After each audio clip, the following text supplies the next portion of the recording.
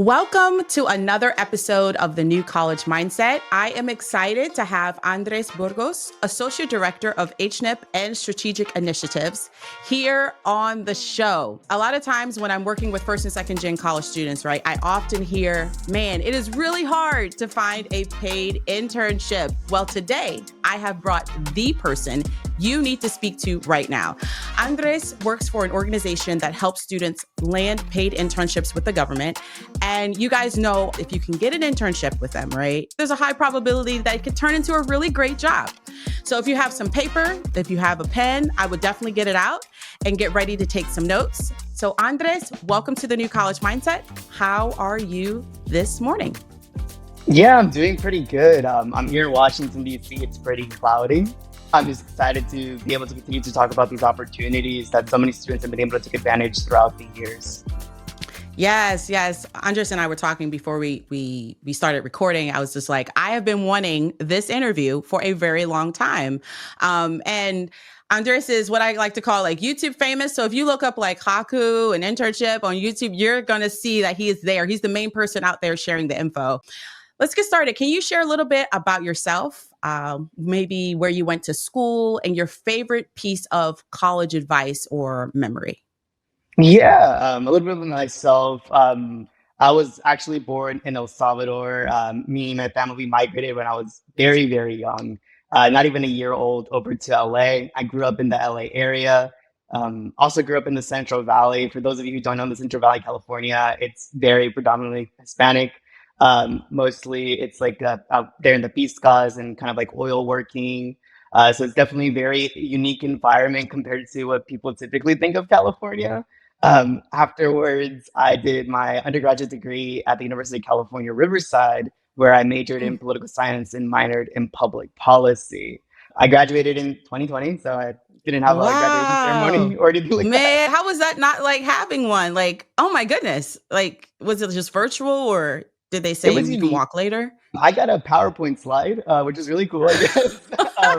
They did invite me to walk, I think like 2 years after. So in 2022, by then I was already in the East Coast. So I was Yeah. probably going to go back for the graduation ceremony.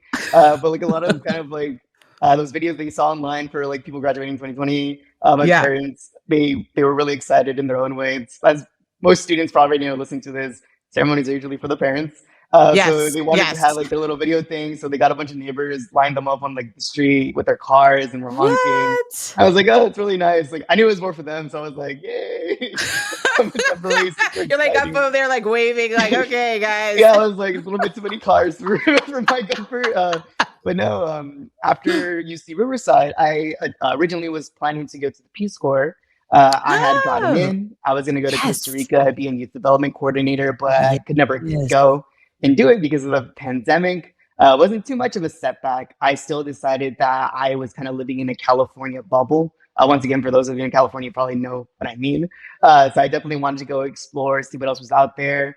I knew that being Hispanic isn't a homogeny. There's different variations of what is needed from our community. So from there, I decided to do AmeriCorps, moved over to the Philadelphia area, in which I helped out a local private liberal arts university called Cabrini University, which actually no longer exists, sadly, as of the end of this academic year. But I helped them set up their Hispanic outreach program, in which it was very, very much needed in that community. I believe I was the first ever Spanish speaking AmeriCorps volunteer they had ever had. And I think the program had been going on for like 7 or 8 years. But afterwards, I decided that I wanted to continue, helping out with nonprofits and whatnot. And I kind of ended up, slugging it over to Washington, D.C., where I found myself getting a position with HACU, the Hispanic Association of College Universities. Originally started off as their program coordinator, and then throughout my 2 years and a half there, solely was promoted to the associate director, specifically for their national internship program. Quite a story, Andres, like all over different places. I did Peace Corps, so I understand like the desire to serve. And I looked at AmeriCorps. I did look there, but my mom was like, you got to stop volunteering. You're just volunteering because I was going to do Peace That's Corps, what my parents AmeriCorps. told me too. It's like, got to go out there and make some money. I'm like, okay, but I really want to help people. I want to jump right into the reason we are here today. Well, actually, you know what? I'm going to back up. I want to see, do you have any advice that you received in college that you think our first or second gen students would find helpful to hear? So I always love hearing that from our guests that come on the show. Any advice? No, of course. To be very straightforward, I honestly was not the best college student. I would be the very first one to admit it. When I first started college, I was very much go to class, enjoy my life as a college student. It wasn't until the later half of my college career where I was like, okay, I actually need to do internships. I actually need to Mm-hmm. decide what I want to do after college. So a lot of the advice that I was actually given was afterwards, immediately afterwards. And one of the biggest things that I always tell students, specifically students that tend to lean and go towards the programs that I support, which are typically Mm-hmm. first or second generation college students, is Mm-hmm. that it is okay to be uncomfortable sometimes. Mm-hmm. These places that we're navigating, a lot of the times it is very atypical for a person of color to be there, for a person Mm-hmm. who is a first generation student to be in these spaces. And it's okay to be uncomfortable, but it's not okay to be accustomed to it, in the sense that Mm-hmm. don't hesitate to speak out, say what's on your mind. At times, it's going to be hard. I'm not going to pretend like I am perfect. There are times where I am extremely nervous, or I'm like, oh, yeah, I don't belong here, especially someone who started doing this type of work when I was straight out of college, 22. I definitely felt that there were instances where, like, man, this is becoming overwhelming, a little bit Yeah. of anxiety, a little bit of anxiousness. But it's okay to feel that. Don't make it feel like everyone has all the knowledge at the very beginning. There is always a Mm-hmm. starting point for everyone. Not every, amazing like scientist knows what they're doing at the very beginning. That, Mm-hmm. every politician knows what they're doing. Those people that may be Mm-hmm. supporting you, those mentors that you may have while you're advancing your career, they had a starting point too. And take advantage of it being a starting point, because if you do mess up, you can always say like, oh, it was actually my first time. Yeah, yeah. No, accepting that everyone has to start somewhere and embrace that newness. Don't shy away from it, which I think is really great advice for our first and second gen students to hear. Because once they apply to what we're going to be talking about today, it's probably their first time applying. It's probably their first time interning in government, so they're going to feel all of the things that you just experienced. And so it's nice to hear like, hey, you've experienced it too. So thanks for sharing that. I want to jump right in to the reason that we are here today, which is the HACU National Internship Program.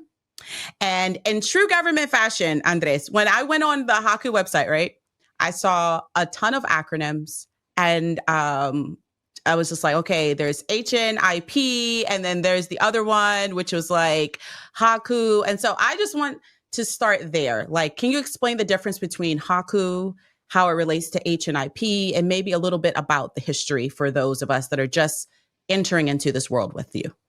No, of course. And yeah, I always admit it. These acronyms get very, very annoying very, very quick. I usually tell students, like, if you put some random three letters together, you probably mean something that's associated with the government. Yes. So But true.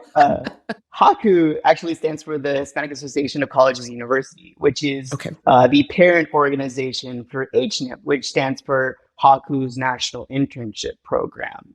Okay. HACU's main focus is supporting HSIs, which, once again, another acronym. And HSIs, if you don't know what Mm-hmm. that is Hispanic Serving Institutions. These Mm-hmm. are universities and colleges deemed by the Department of Education that they at least have 25% of their student population self-identifying as Hispanic. And for those of you Mm-hmm. who attend an HSI or may know someone who attends an HSI, they typically are underrepresented in the national level. They typically Mm-hmm. do, have their own kind of struggles. They have their own Yep. needs for their communities. So Mm-hmm. they have this designation for those college universities because they do need different attention compared to some other Mm-hmm. institutions. And that's why HACU was created. It was actually created like in the early 90s, but it's an organization that's going for a very, very long time now. And it was actually the main organization that was leading effort for Congress to recognize what a Mm-hmm. Hispanic serving institution is. And that was around the early 90s. And around that same time, that's when HNIP was created, HACU's National Internship Mm-hmm. Program, which Mm-hmm. focuses on providing this additional service towards students on getting paid federal internships. Originally, Okay. HNIP had like one or two students. They were local to the Washington, D.C. area. I believe the Wow. first agency who had partnered with us was with the Department of Transportation. I believe it was the FAA. But what happened was that they recognized, like, hey, there's this large amount of talent out there of these Hmm. students attending HSIs. How can we connect with them? And then HACU, us being the very much eager organization, very much still new at the time. It was about 10 years old at the time. We were still like, riding the high of being recognized on Congress. We're like, we can do that Hmm. too. And yeah, it just started off from there. It started off from a cohort of 1 to 2 students. And then now we support about almost 700 students a year. So very What, much a big, Andres? yeah, Wow. I shock myself sometimes too when I say that number. I'm like, dang, that's a lot of students that I had That's to a meet all the lot. time. And I believe we have over 15,000 alumni now actively Woo. either working at federal agencies or, if they decide that wasn't their thing, which it happens because, Hmm. careers aren't always a straight path, working Yes. in the private sector. And they're always coming back to support our students. Yeah, hopefully that answered the question. I know once again, all these Yeah. acronyms become confusing. Yeah, no, no, no. So HACU is the big organization, and HNIP is what we're going to be talking about. Is the internship arm of that organization. I think that that was very helpful. So, like, from 2 to 700. Now, I want to ask you, like, how many agencies are you guys working with now? Government agencies. Yeah, so it is strange that these opportunities they Hmm. come and go. We are always working with these agencies. As of right now, actively in the summer, we have over 20 different federal agencies that support Wow. students who come and seek out Haku and want that internship opportunity. But it varies and changes throughout each session. I'll go into the details more about it later. Yeah. But once again, we have support from all these different agencies. And it's continuously growing. And I always like to say 20 plus. I never like to say a specific number Hmm. because Hmm. me and my team, we are always working and collaborating with new federal agencies on getting more opportunities for students. So it can be 20 plus right now. And then next morning on Monday, I can be logging into my work email and it can be like, okay, we got like one more opportunity with an agency. And they're asking for like 5 different interns. Now I gotta go make sure these opportunities, they're kind of out there in the public so applicants can apply for the program. Yeah, and it's not stagnant, which is what I really like. Like, it's not like, okay, we've been doing this forever and it's just five. Like, no, you're like, you know what? We want more. We want to serve more students. We want to help more students. So I feel that passion from you, and I like it. So, can you take some time to talk about HNIP's eligibility? Who qualifies, certain majors? I know in your presentations there's like so many things, but let's talk a little bit about, like, who qualifies for HNIP. Of Um, course. yeah. Yeah, so the very first thing I always like to tell students and applicants in general is that this program, obviously, I am Hispanic, me and my team, we are all Hispanic, we are all Mhm. first generation students, once again, very unique Wow. in the Washington, D.C. area, Mhm. which I Mhm. quickly learned that. Mhm. But this program is available to any student who has historically struggled to get an internship with the federal government, whether it be because they typically are unpaid or honestly, Mhm. from my experience out here, that lack of connection. A lot of Mhm. the times, these Mhm. internship opportunities is either a family member, your Yep. neighbor works with the federal Mhm. government, or your mom met someone in the street and they're like, oh Yep. yeah, this is an opportunity here.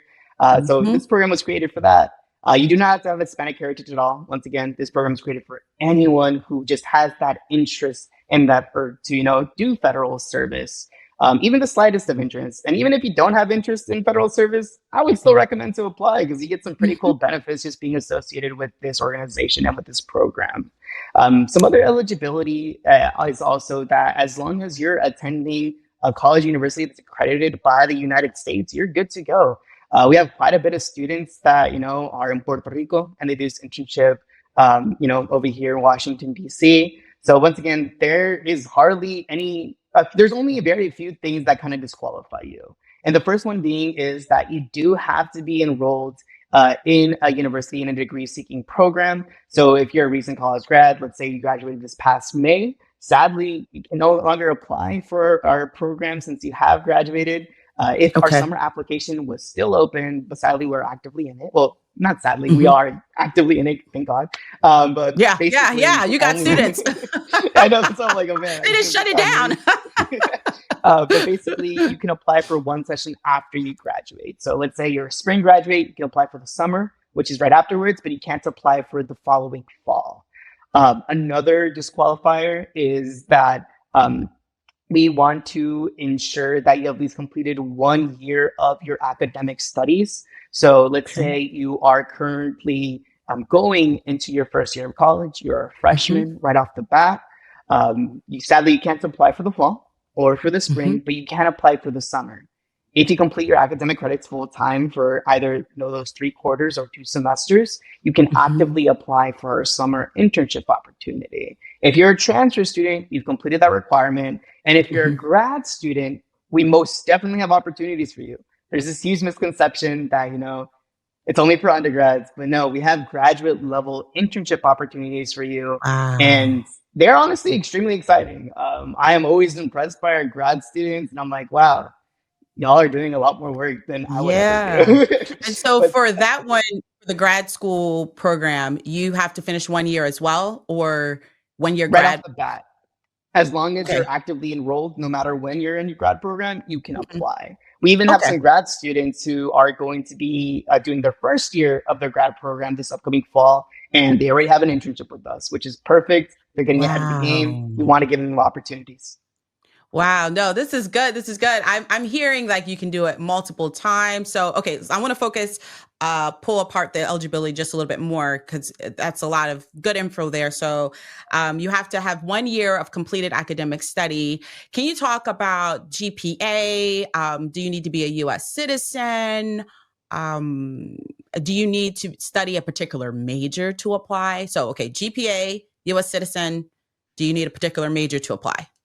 I got it. No worries. It's one of the very common questions is the GPA requirement. Mhm. And as long as you are in good academic standing with your institution, you are Okay. eligible to apply, which typically is a 2.0 or higher. And Okay. a lot of the time, students who, are struggling a little bit with their academic success, they Mhm. come to me and they're like, hey, Andres, I have like a 2.1, a Mhm. 2.5. I don't think this program is for me. And I tell them, apply. Like, Mhm. truly just apply. It doesn't hurt, Mhm. doesn't cost any money, probably Mhm. takes about 20 minutes of your day. Super easy, just apply. Awesome.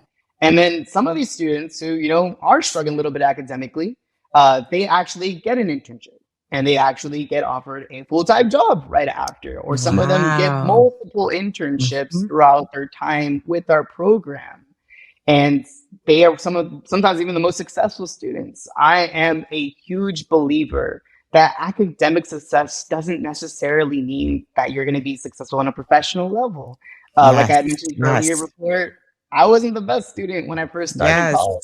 I had to learn the rough way on the Mhm. later half of my academic years. But once again, as long as you're in good academic standing, you are eligible to apply for the program, and I highly encourage you to do so. When it comes to major requirements for Mhm. what you are studying at your college university, there is none. We Oh, have wow. opportunities for every single major out there, from the Mm. nichest of things to the broadest of things.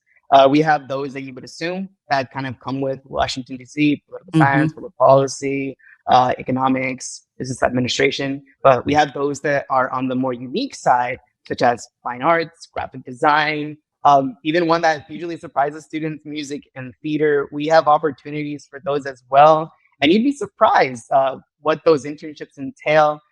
Typical, as you may already know, and if you don't know, federal agencies, they do more than just what their name says. So if you work for the United States Department of Agriculture, it doesn't specifically mean that you only do agriculture. Yep. They have a legal team, they have an IT team, a cybersecurity team, Man. human resources, work life development, professional development internally, and it goes on and on and on. These agencies are huge and have multiple divisions and are in need and support of students who, are have a little bit of interest in that. Mhm. So Mhm. once again, it can go from the nichest of things to the broadest of things. For example, when it comes to a broad opportunity, we had this position with NASA, which I don't think I even know the acronym to NASA, to be honest. Yeah. Um, Going to but space. going to space agency. And basically, they were like, hey, we have this opportunity specifically with our Office of the Inspector General. And for those of you who don't know what that office typically does for each agency, they typically do work on auditing and the finance side of the agency. So they Mhm. were like, we have this opportunity and we just want any student who is a hard worker. They didn't ask for like a specific Wow. major. They just wanted a student who was hardworking and dedicated and they would mesh well with their team. So they actually got a student who was studying computer science. Once again, not really anything to do with, economics, finances or auditing, but the student had this dream and aspiration of using their computer science knowledge in order to help large organizations and corporations to kind of self audit themselves better. So they wanted to create this application that will help organizations with that. NASA was like, that's a great opportunity. Let's get you on our team as soon as possible with this internship. So the student, once again, studying computer science, not specifically with auditing or anything in that sense, they still had the opportunity to kind of flesh out those skills at this agency, NASA, even though it wasn't their specific major. And they didn't really know what the opportunity was about until, NASA reached out to them and we reached out to them as well. So once again, when it comes to a major requirement, apply, don't have that in the back of your mind. We will have opportunities for you. And I believe the last question was eligibility on US citizenship. So this program, obviously, you are working with federal agencies. However, that doesn't specifically mean that you do need to be a US citizen in order to complete and get a meaningful internship out of HNIP. So we do have some opportunities that as long as you're legally authorized to work in the United States, you are qualified to do that internship for them. For example, we had a DACA student who was going to do their internship with U.S. Forest Services, and we were actually going to help them a little bit with relocating over to a national forest, and it's called the town is called Sisters, Oregon. I could be wrong. I'm going off of memory, and it was a national park over there, and they wanted to help with research on this very specific plant life over there in Sisters, Oregon. This student was a DACA recipient. They had never been outside of Texas. They had never been very far away from their family. Mm.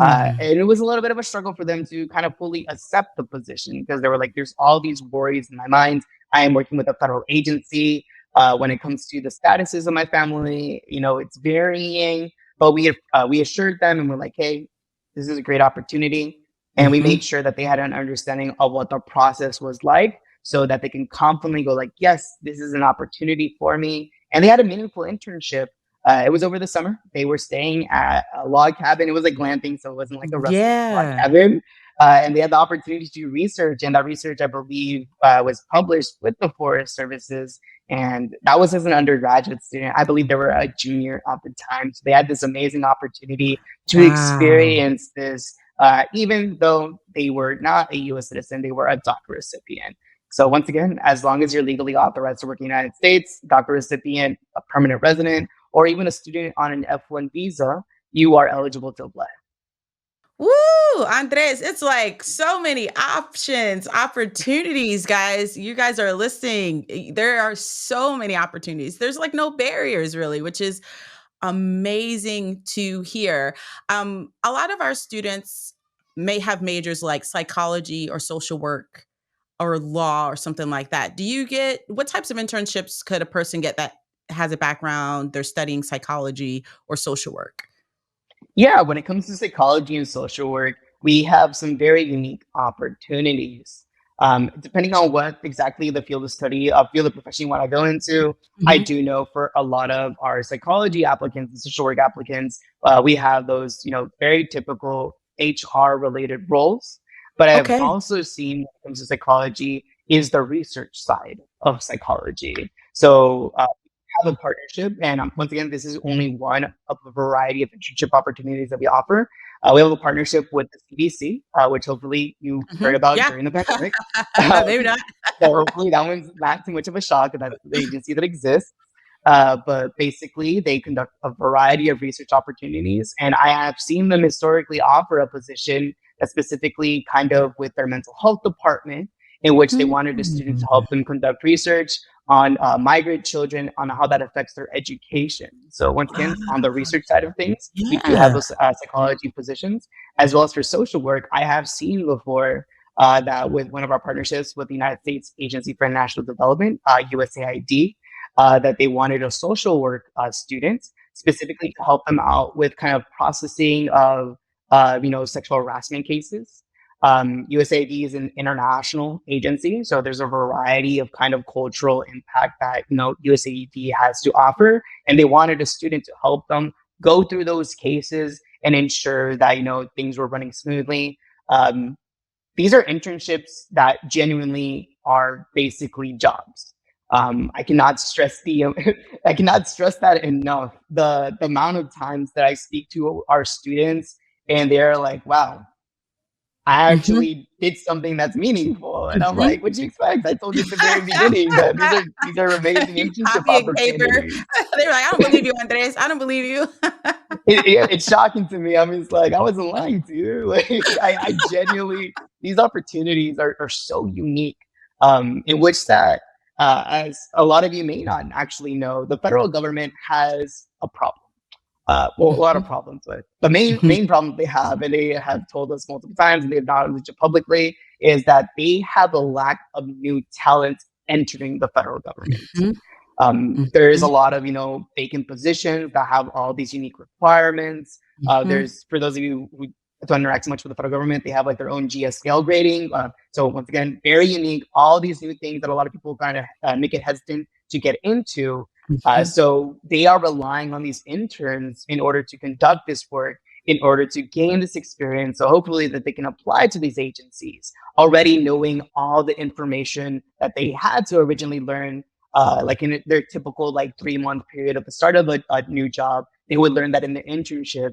And their whole hope is once again they gain that interest and they can apply for a position within the agency. So once again, they treat your 3 months training as if you are starting a job. But also they understand that it's an internship and you have classes going on. So they're extremely flexible when it comes to understanding that, like, yeah, you know what?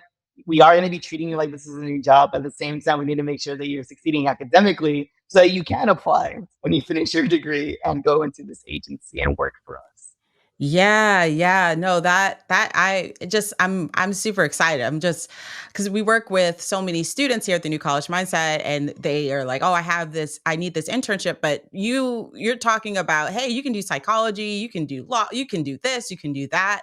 And so for our students, I just want to reiterate that you do not have to identify as Hispanic in order to apply to HNIP. The question of the hour though, Andres, is how much are people being paid for this upcoming internship season? How much are people getting paid? Yeah, so we have two pay rates, one Okay. for undergraduate students and one for graduate students. For undergraduate students, we compensate our students 17.50 by the hour, and graduate level students, we compensate them 18.75 by the hour. So once Okay. again, these are internships that are paid by the hour. Our interns are paid bi-weekly.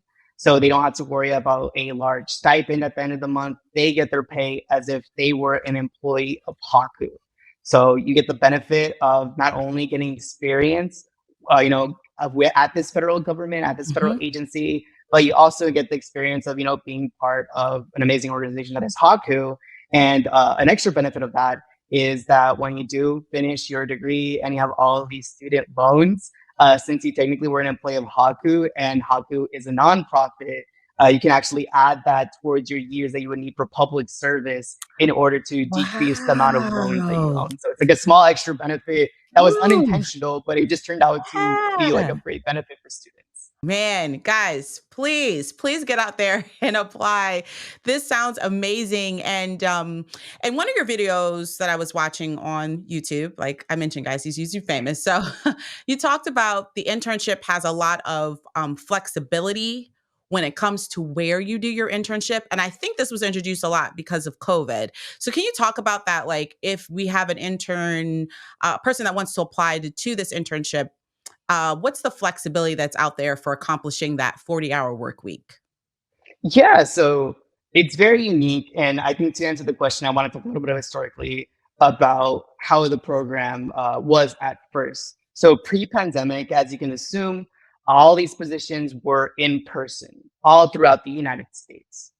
So LA, Atlanta, New York, Chicago, DC, of course. And then during the pandemic, all the students had to go back home because, it was a pandemic, and they allowed them to do their internships virtually.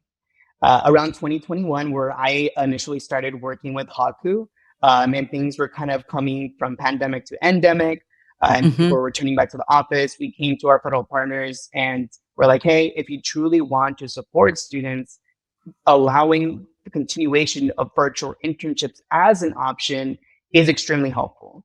Not every student has the opportunity to kind of uproot their life for 3 months and start a whole new thing in a new city. Not every student is a traditional student in the sense that some students are parents, some students have to take care of their siblings or other family members. Other students have, jobs that they just can't call off for 3 months. They have to continue that job in some capacity, or they need to continue doing their studies. As a student, should be continuing their studies. Um, so we do offer full-time internships that are virtual or in person. Once again, these internship opportunities are all over the country. So we do have some students that, let's say, are in the Bay Area, San Francisco, in California. They have USDA, United States Department of Agriculture, has offices out there. The FDIC has offices out there, so they're able to do those internships. As well as in Atlanta, the CDC HQ is right there. We have some students that attend Emory University, and for those of you who don't know where Emory University is, it is right across the street from the CDC HQ. So some students just straight up just cross the street, do their internship, and are able to come back and complete their classes. Once again, very unique opportunity. Some of our virtual internships are actually completely asynchronous because not everyone in their team is in the Ah, same time zone. So they have a yeah. little bit of flexibility with it. So Can for you tell us what example, asynchronous means in case some yeah, of our so students an asynchronous kind of schedule means that you are able to conduct the internship at kind of unique times as long as you are completing your projects. So, for example, Mhm. we have some students that were entering with the Security Exchange Commissions, and they were doing their undergraduate degree at CSU Long Beach, California State University of Long Mhm. Beach, and Mhm. they would wake up early in the morning, 6 a.m. If for those of you who don't know, the SCCHQ is actually in the East Coast, so different time zone from Pacific time. They will wake up 6 a.m., conduct about 2 hours of work. They would close their laptop, go to class. They were actually a president at a club over there at Long Beach as well. So they would, Mhm. conduct their club activities. I believe they also had another part-time job. They would do that part-time job. And then later on at night, around like 8 p.m., they're like, okay, I want to do 2 more hours in order to complete this project for my internship. They would open up to continue on, and they would do that every single day. So once again, very unique that some of these Wow. internships are asynchronous. They're extremely Mhm. flexible. Some of our students, they take on a full-time internship and they do their internship full-time asynchronously. So they don't have to worry about waking up for that 9 to 5. They Mhm. can kind of do it at their own pace.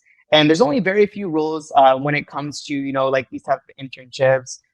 You can't do any more than 40 hours. We don't want you, going Yeah. crazy. You're a student. This is Yep. this is for your benefit. I Yes, promise you. yes. As a student, you don't want to go more than 40.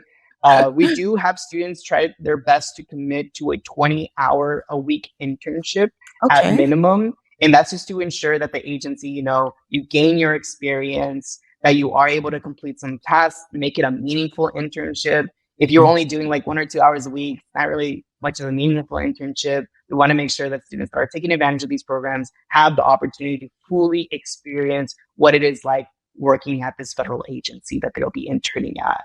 Um, and once again, very unique in that these positions can be done virtually, hybrid, or in person.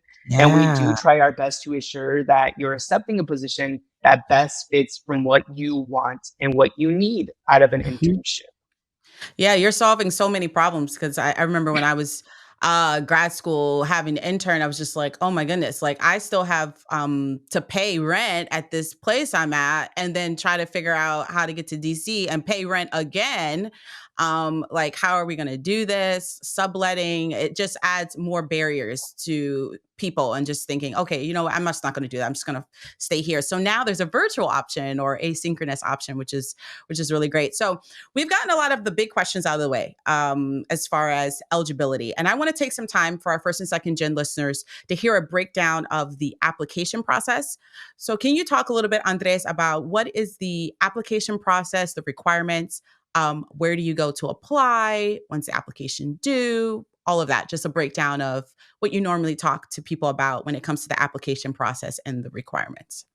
Yeah, no, of course. And I want to talk about the due date. I always like talking about the due date first because it always makes sure that students have a little bit of sense of urgency. Mm-hmm. But when it comes to our application, we are open year round. We follow kind of Oh, the okay. semester system. Okay. But we do accept quarter system students. I was a quarter system student, so once again, I will always support quarter system students. Mm-hmm. But we do Mm-hmm. follow the sense of the semester system, in which that we have a fall, spring, and summer session. For fall and spring, it is a Oh, 15-week long internship, and for the summer, it is a 10-week long internship. okay. Even though you're getting 10 weeks, I promise you, you're not, getting a less meaningful internship than a 15-week long. They kind of adjust your schedule and they Mm-hmm. adjust the opportunity, knowing that it's 5 weeks less than the fall and spring session. Mm-hmm. When it comes to the deadline, once again, I cannot stress that we are kind of open year round. So as of right now, our spring application is actively open, and our summer application will be opening in October. We don't have hard set deadlines. As long as you apply between the time the application is open all the way up until the start of the session, you will be considered for an internship opportunity. On our website, you may see that we have priority deadlines, and Mm-hmm. that's because some of our federal agencies that we're partnered with, they have their own internal deadline. So, for example, Mm-hmm. the Library of Congress, we are partnered with them, and they want fall internship applicants. So, what they actually did was about a month ago. So, once again, very early on Mm-hmm. compared to when the fall will be. They actually came to us and they're like, "We want 20 internship. We want 20 internships for this program. Mm-hmm. So, can you give us some applicants to be considered for these internship opportunities?" And we said, "Yes, of course." So that's why we do have a priority deadlines for those instances, because the Library of Congress will not be coming back and asking for more applicants Mm-hmm. in this month of July. They asked back in June. We do have some other agencies that will be continuing to ask at different rates, but every agency is independent. Even though they're all, U.S. federal government, they all have their own deadlines. They all have their own Mm-hmm. process. So we do have that priority deadline to ensure that you will be considered for as many opportunities as possible. Mm-hmm. So I don't want that to be discouraging. If you hear like Library of Congress has already selected their applicants, we have Mm-hmm. other agencies that are still going to be selecting internship applicants. But to increase your chances, right now, the spring 2025 application is open. If you apply right now, if your application is early in our system, Mm-hmm. you have more opportunities for you. Because once again, we will be having some of our federal partners asking us for spring applicants Mm-hmm. as early as September. I guarantee Wait, you this. spring, like next year, they're asking for it Mhm. now. In September, yes, they Wow. will begin asking in September. We've had summer applicants be Wow. selected as early as December of the year before. So for summer Wow. 2024, some of the students that we have active right Okay. now, they have had an internship since December 2023. So I have a question, Andre. So let's say I apply for the fall. Does my application roll over to the spring or I have to apply Yes and each no. time? Okay. So yes and no. So when you're applying for this program, you do have the Mhm. opportunity to self-select if you want to apply for multiple sessions. So if the applicant Oh. right now is just like, okay, I still have enough time to apply for the fall because our fall Mhm. session does not begin until September 3rd. If they go Mhm. on right now, log in, create an application. At the very beginning, I'll ask which session do you want to apply to. You have the Mhm. opportunity to select fall 2024 and Mhm. spring 2025. So Mhm. you are allowed to complete both of them at the same time. We ask for the exact same information. If you submit your application and let's say like in November or October, you're just like, you know what, I actually want to update some information. Just Mhm. send us an email and we can put your application back to in progress so you can make Okay. any necessary updates that you believe will make you more competitive for these opportunities. That's awesome. So it can you can apply to multiple ones if you self select that you want to do that. Mhm. Okay, so then the first part of the application is going on the website and applying. And you said it takes about 20 minutes to apply. What types of things do you need when you are applying for the internship? Yeah, so there are a few things that you will need in advance. And I want to mention one thing that you actually do not need, which is a resume. You actually don't need a resume to apply. Resume writing skills isn't an inherited skill. It's not something that's typically taught in the classroom. So we don't want it to be an obstacle. And for those of you who have actually seen a federal resume, which is different from Yep. your typical resume, like I always like to say, it's so much more useless than it should be. It's a That's big just so book. it honestly is. You're basically writing an essay on all the experience you've ever done. So for those of you who haven't seen a federal resume, I highly recommend to look it up just to see Yes. like, wow, this application is 1,000 times easier than writing that. Yes. And so you don't need a resume at all for this application. There are two documents that we do ask that you should have in advance. You can also find them after you get to that section. It's the very last section of your application. And the first one is an unofficial transcript. So we do Okay. not need an official transcript. If you don't know, if you're still new in your academic career, official transcripts cost money. Yes. So Uh-huh. don't They use your do. money. We'll only ask for an official transcript if you are selected and your internship's already guaranteed. The Okay. second document that we will ask for is a certificate of enrollment. And this is a document that I did not know existed even as a college student. I learned it via this job, but basically, it's basically a document that you can go to your student career services, or you can either usually find it on your student portal, and it just states so and Mm. so is completing this specific degree. Like, for example, I'll use me as an example. It would say Andres Burgos. My degree was in political science, minored in public policy, with an Mhm. expected graduation date of May 2020. That's all it states on there. It's Okay. an official document. And that's because, once again, we need to verify whether you are in a degree seeking program actively at your university or college. It's a rule that these federal agencies have. They want to ensure that they're giving these Mhm. opportunities to students or college students. So to make this process a lot faster, we do ask for that document to guarantee that process so you can speed along for the security clearance with the federal agency. But continuing on with the application, we ask your typical information, such as your educational history, any organizations you're affiliated with on and off Okay. campus, so you can shine, show yourself off, Mhm. any awards, certifications, second languages. We do have a Mm. work history section. And I always like to, whenever I'm explaining this program, I always like to pause a little bit and give some like positive energy towards students. A lot of the students that we have that apply to this program typically, I don't want to say like self-doubting, but they are a little bit self-doubting. It's an intimidating Mhm. program. You are working with Mhm. the federal government. Mhm. Um, and a lot of students, they always tell us, like, I don't have an extensive work history. I've only ever been a barista. I've only ever worked retail. And that's completely fine. Yep. You don't need to have experience with your major in order to get these opportunities. Some of our Wow. students actually were their first experience ever.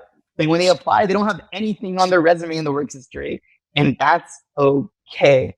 A lot of the times, these agencies are looking for people who just, and honestly, the best way to say it, they have good vibes. That's honestly what they're looking for. They have good vibes, willing to work hard, willing to learn, and just know that this is a meaningful experience.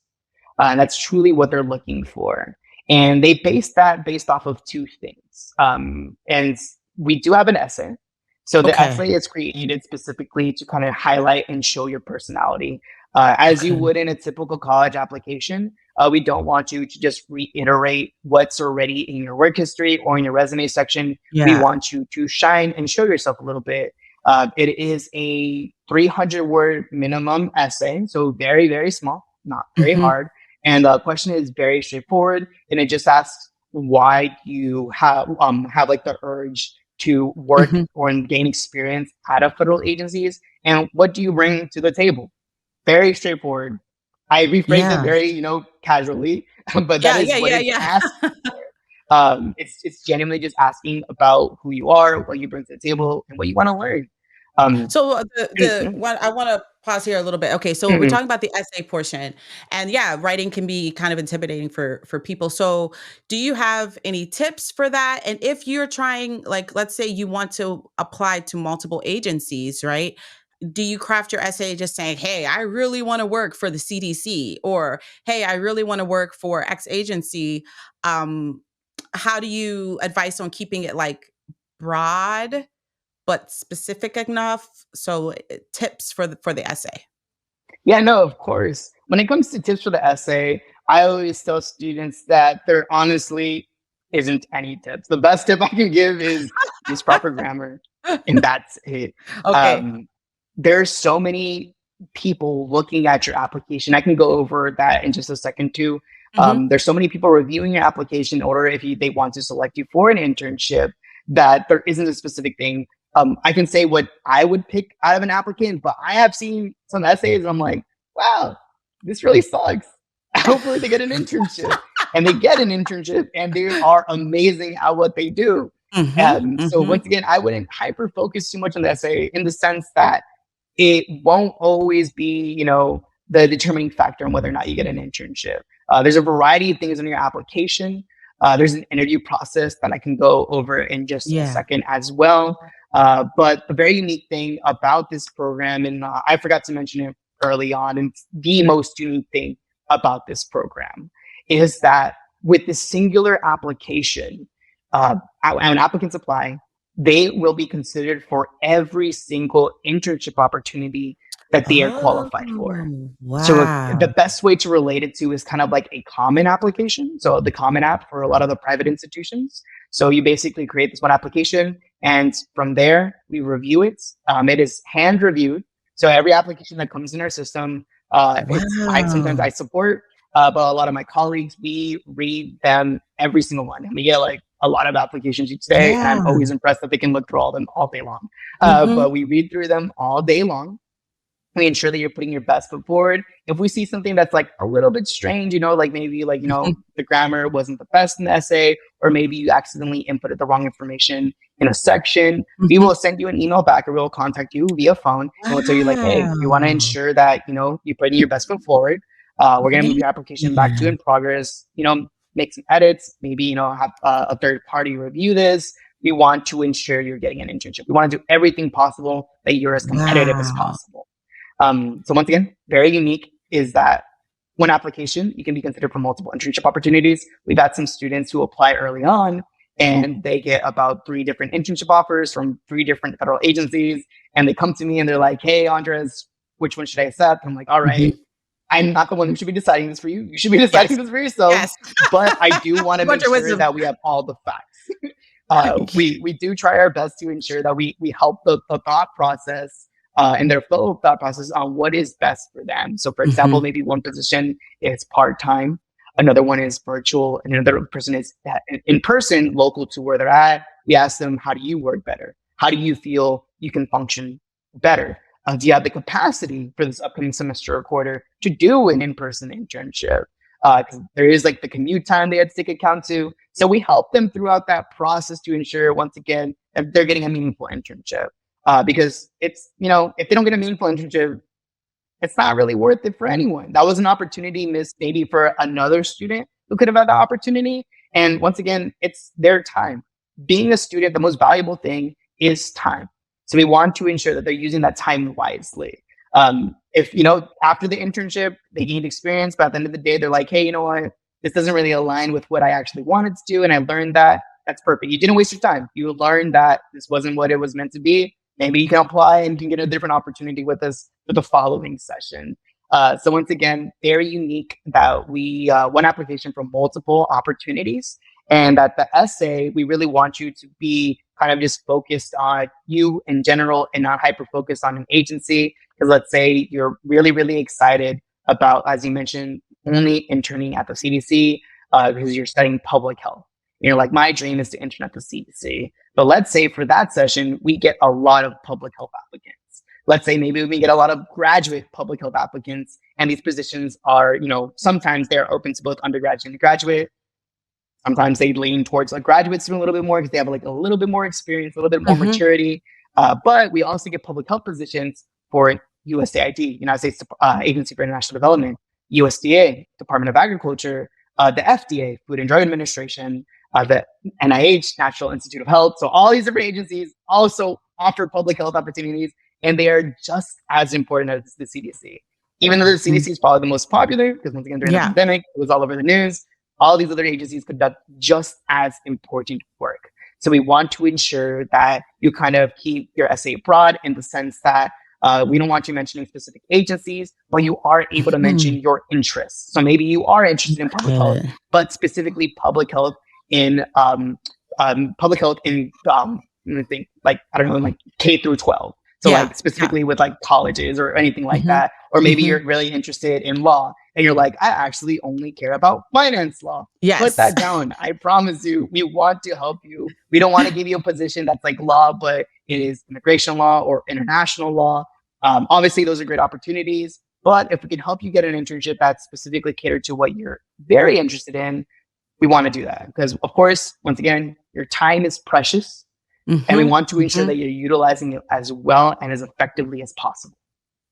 Yeah, no, this is what I like hearing from you is that like you're working with students. They are hand looking at your application. That is so not normal, guys. Like that is not normal. It's not just like you're going out there on your own applying. It's like people that are there that can help you as well, which makes me excited. Like I've just never heard of an organization that really is doing that. So kudos to you guys. You guys are really killing the game when it comes to this, for sure. Yeah, we try our best. Yeah, no, and that's definitely what I'm hearing. So we talked about the application part of like applying and going on the website. And then afterwards, is there an interview process, or can you speak a little bit about the interview process and any tips you have for that part?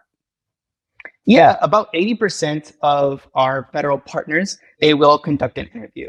And that can be in a variety of ways. It can be setting up a Teams call, a Zoom call, in order to get some face-to-face time with you. Even have some that are in person. So if like you're local and there's like a lab on your campus, they may ask you like, hey, can you step over to our lab that's right on your campus? Like for example, Berkeley, you see Berkeley has a campus on their lab, a lab on their campus. UC Merced has one too. UC Riverside, I believe Alabama State as well. A variety of opportunities. So they're like, hey, come over from your dorm, come do this interview in person. While others, they can be like, hey, we're gonna do a quick phone call at this time. We want to ensure that you're a good fit. And the other 20%, because I mentioned 80% of these federal agencies conduct an interview, they actually don't conduct an interview at all. So they look at your application in which you submitted to our program, and they block out your name, they block out your institution, and based off of everything else, they select you for an internship. So we have some students who apply and they forget that they applied, and then I called them and I'm like, hey, you have an internship now if you want it. So it's very unique in the sense that if you don't feel super confident in your interviewing skills, which once again, that's okay. The whole point of an internship is to learn these things. It's okay. Apply. You may still have an opportunity, even if you aren't extremely confident in your interviewing skills. But if you do get, the opportunity to do an interview with one of our partnered agencies, the best advice I can give is just remember they are human too. They just want to know if you're willing to learn. Be at yourself as much as possible. I'm very much of the type of person who tells students like, yes, it's okay to be a student. It's okay if you fumble a little bit. It's okay if during the interview you're like, wait, give me a little bit of time to think about this.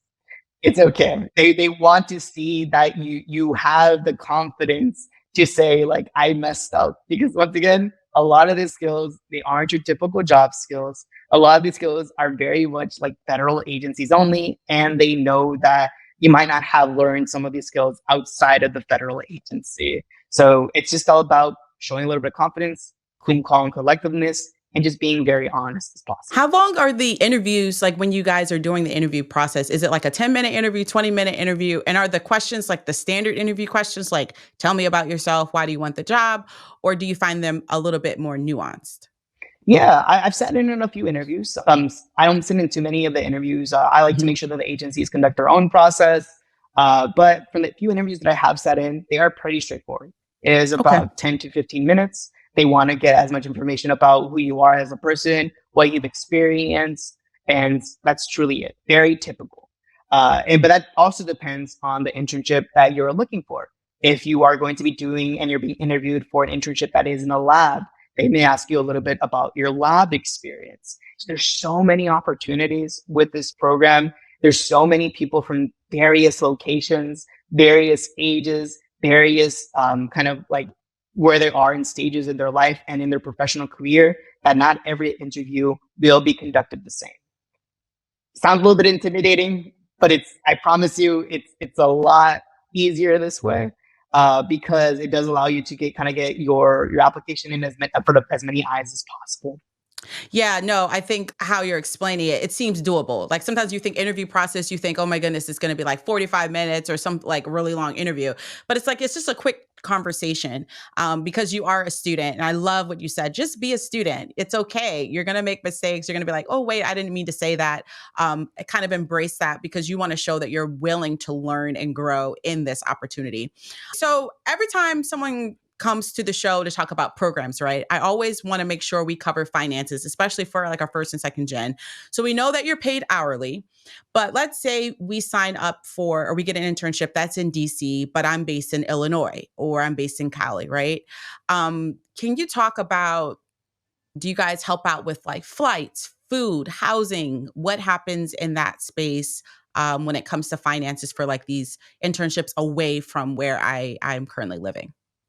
No, yeah, of course. And it's a common question that we get, especially when it comes to first generation students. Mhm. There's a lot of additional barriers Yes. that come with that kind of title as a first gen Mhm, student too. One of my biggest barriers for internship opportunities was the finance side of mhm, things. mhm, And this program is so unique and so amazing in which that if you do get an opportunity, let's say over here in Washington, D.C., and you're like me, who is originally from California, we mhm. will pay for the entirety of your flight to come to DC to and from. So you won't be stuck here. We'll pay Wow. for your flight back too. Um, Man. as well as when it comes to housing, we do have a housing assistance program.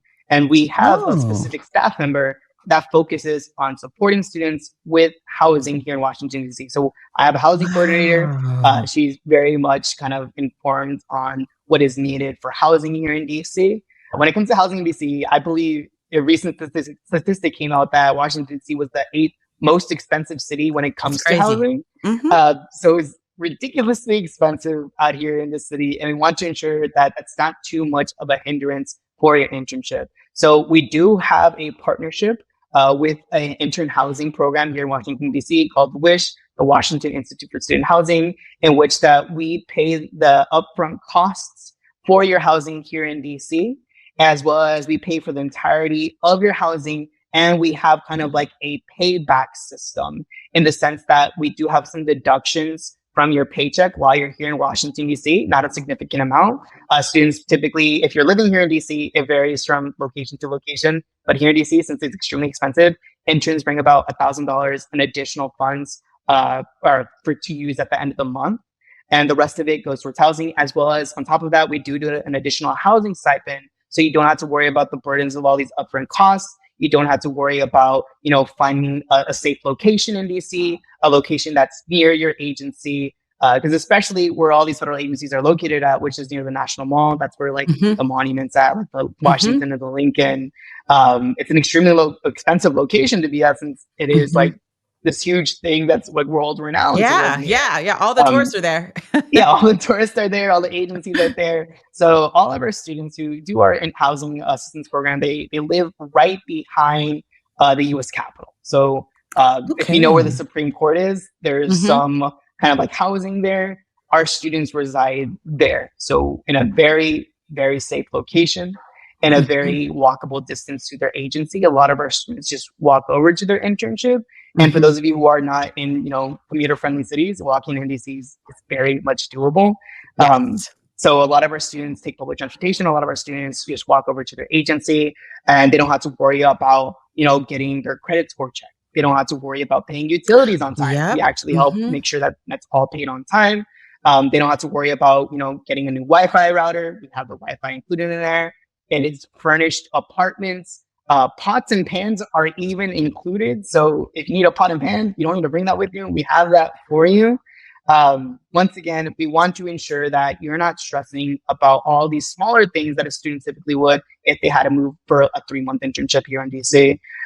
So we take care of all that heavy burden stuff. All you truly have to focus on is making sure that you get to your internship, you do your internship. If you're doing classes on the side, which some of our students do, they partner up with their institution to get additional scholarships in order to support them even further. We make sure that if they need a little recommendation for the scholarships, we help them write it, get it written done. If they need assistance finding scholarships or alternative housing opportunities, we also do our best to help with that. We just want you to make sure that you're getting a meaningful internship. When it comes to food, you have to feed yourself. I am not a cook. I am a Trader Joe's microwave fiend. So so just keep that in mind when it comes to the only thing that you truly have to pay for. The only thing you really have to truly pay for is food. Okay, so you mentioned, I just want to make sure for clarity purposes, we would bring like $1,000, or that 1,000 would come from the check in order to participate. It would be a net income each month, about $1,000, and that's specifically for Washington, D.C. Not every city is as expensive as Washington, D.C., thank God. We do have some students that, for example, are with U.S. Forest Services, in which that, like, for example, we have a student actively right now in, I always forget, it's near Lake Tahoe in California. I don't remember the name of the forest. And they actually only pay like $50 a month in rent. And we pay that up front for them so they don't have to worry about making sure that $50 is there each month. We automatically deduct it from their paycheck. We inform them at the beginning, prior to them accepting their internship, the amount that will be deducted from their paycheck in order to help with housing.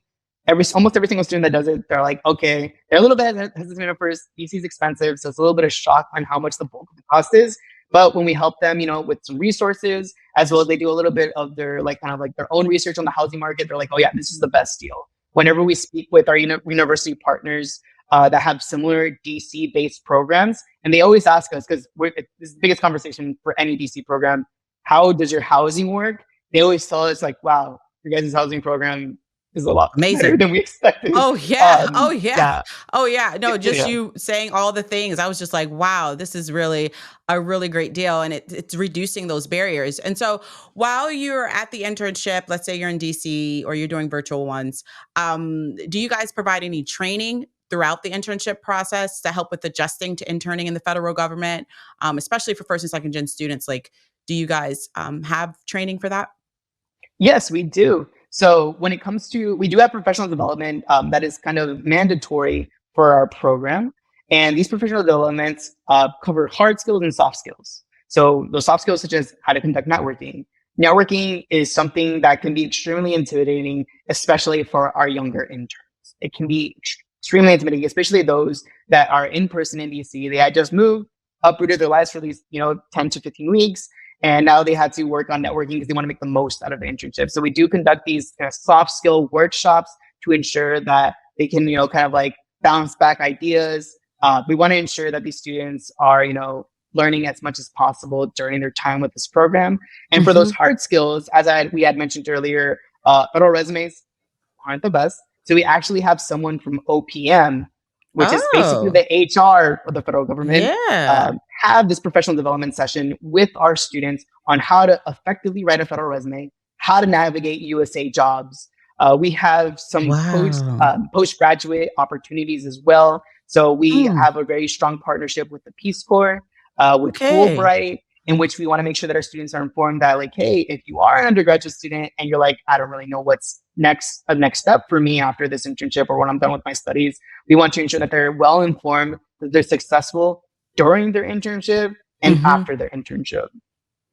Wow. Okay. So you're coming at it all different ways and making sure that the student is able to be successful during their internship, but then also after, because they're walking away with skills, which is exactly. It's just making me super excited. Okay. So as we're starting to land the plane, I want to ask you this question. I'm not sure if you have the statistics for this, but like, what percentage of these internships turn into full-time jobs? The intention that a lot of aid agencies have is to offer full-time jobs or an opportunity immediately after their internship is done, knowing that the federal government has this issue that they are lacking a lot of new talent.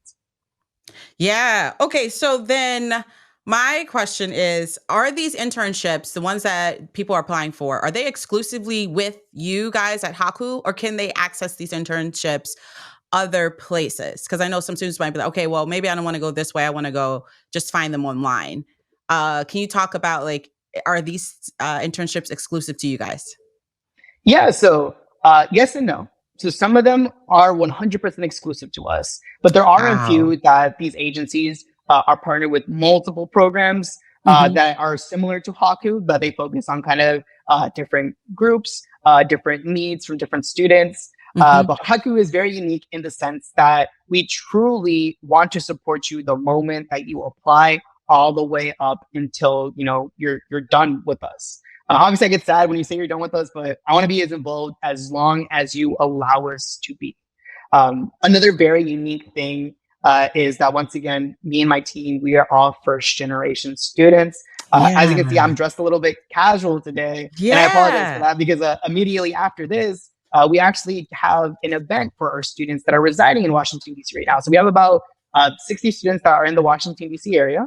A lot of them are completely new to the area. They've never been to DC. So we do offer kind of like these cultural enrichment events that we have. Haku is one of the very, very few that actually are there during the entirety of the process.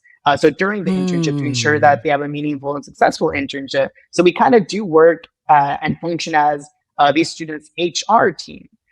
Sometimes Wow. even as their guidance counselor, sometimes even as their school counselor. So we Wow. do help and support them throughout, once again, the entirety of their internship, for the Hmm. smallest of things to the biggest of things.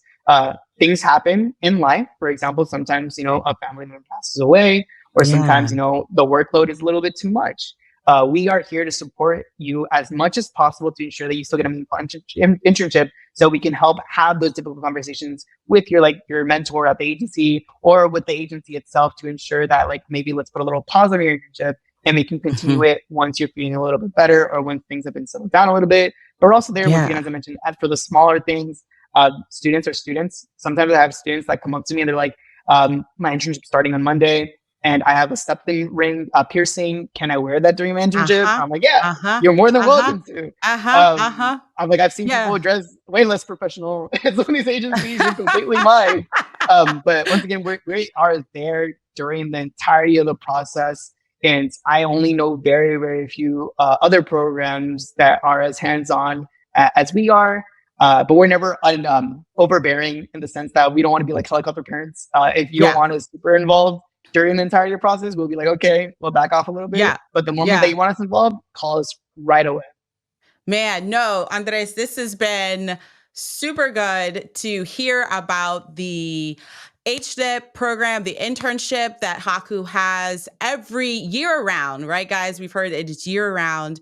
And I want to thank you so much for coming on the New College Mindset, for sharing all of this information. We got really in depth about a lot of different topics that I know the students are going to be like, oh my goodness, okay, I had this question. He answered it. I had this question. He answered it. And so I want you guys to get out there and apply to the Haku National Internship Program today. And before you leave, can you tell us really quickly if a first or second generation college student wants to apply to the Haku National Internship Program, why do you suggest they do so? One of the few things that I'm extremely proud of is that me and my team, we are all first generation. We understand the obstacles and the struggles that come with holding that proud title. This program is truly created to ensure that students such as yourself have these opportunities. We don't want to be another obstacle. An internship shouldn't be an obstacle, but for a lot of the times, it is an obstacle for students. And we want to break down that barrier and make sure that you get exactly what you deserve, a meaningful internship and a paid one as well. Awesome. Awesome. You guys heard it. You guys heard it from Andres. Thank you so much for coming on the show. And I just really appreciate you taking the time to be on here. And I'll see everybody on the next episode. Have a great day.